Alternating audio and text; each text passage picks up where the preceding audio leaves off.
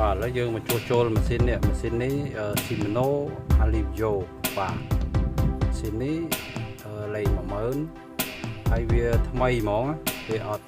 គិតត្រឹមតាដាក់ខ្សែរៀបលេងទៅប៉ុន្តែ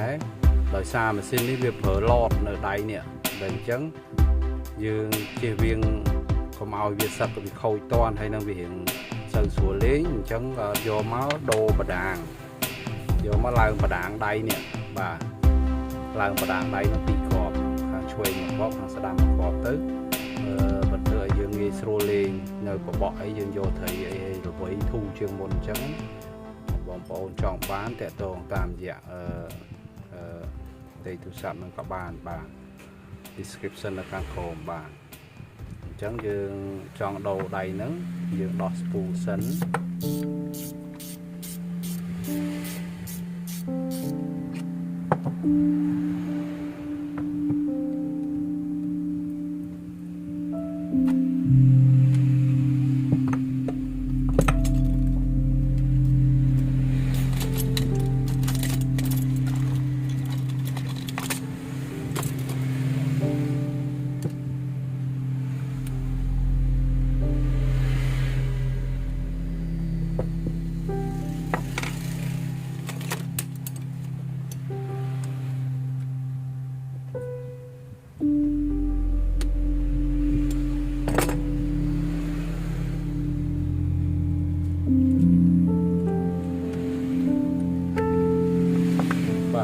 ដោះប៉ុណ្ណឹងមកយើងដោះដៃនេះ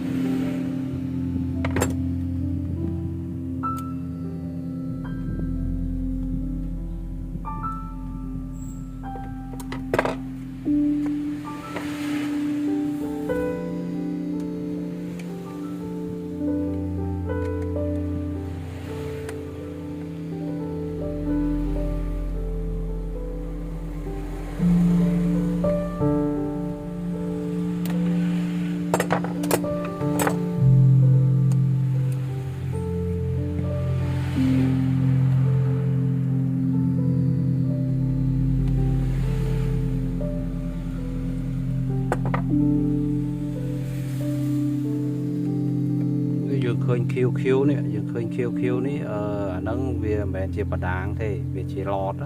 ជ័រអញ្ចឹងយើងដូរអាហ្នឹងបាទនេះឃើញទេអាហ្នឹងយើងដោះយើងចុចពីខាងនេះចុចពីក្រៅចេះទៅវិញបាទនេះឃើញទេវាមិនមែនជាបដាងទេវាចង់ជាឡតអញ្ចឹងយើងផ្លាស់ប្ដូរថ្មីនេះយើងដាក់បដាងចូលបាទនេះយើងដាក់នៅកន្លែងនេះបាទនេះ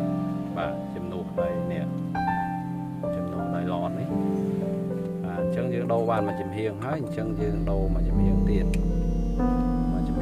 តើតើយើងដោះកន្លែងនេះ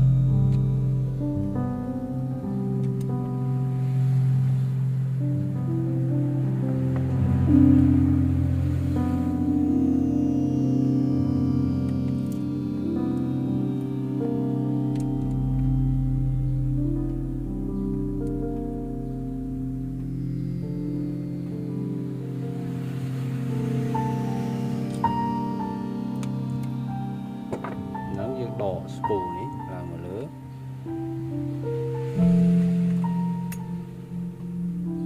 nè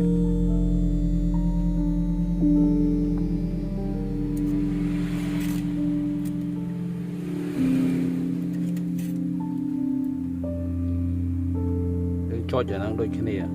cho bé cháu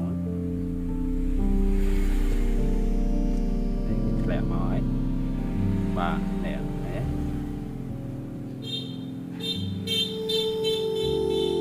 dương đạp và đàng trâu được mình và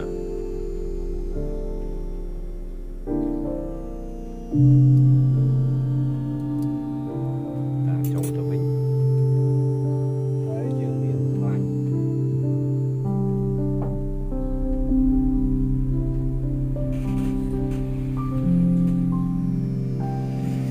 dương miếng khanh lạnh về nó dương bánh nó đầm bầy chùi nắng khánh men chia pin sinh pin ấy để khánh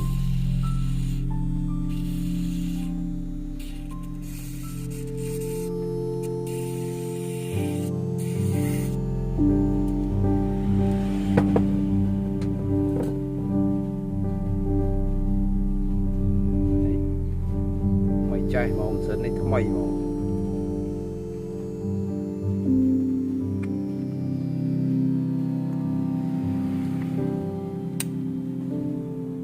và dương sọc trường vào bình nó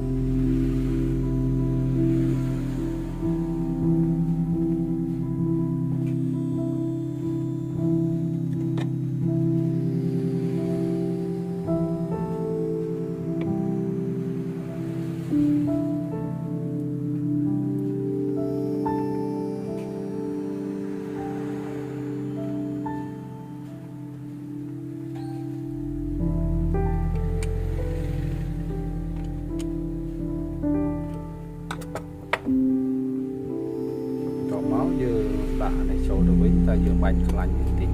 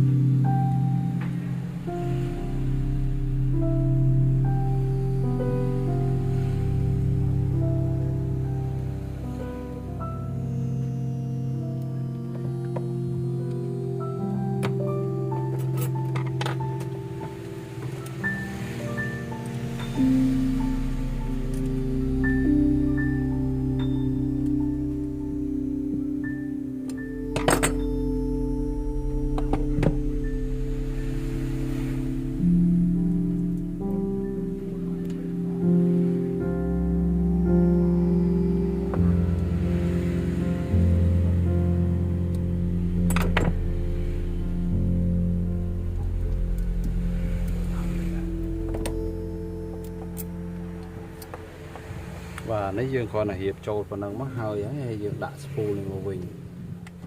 và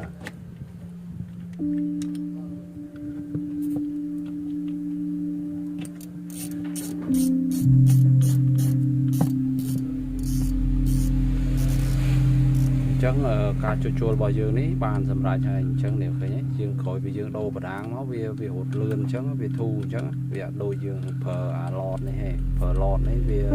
sơ là đào phần năng này và chẳng ở côn sầmรับcả tam đànเทศนา video บอกยมตั้งปีดาวเราต่อจอบมาส่งออกคน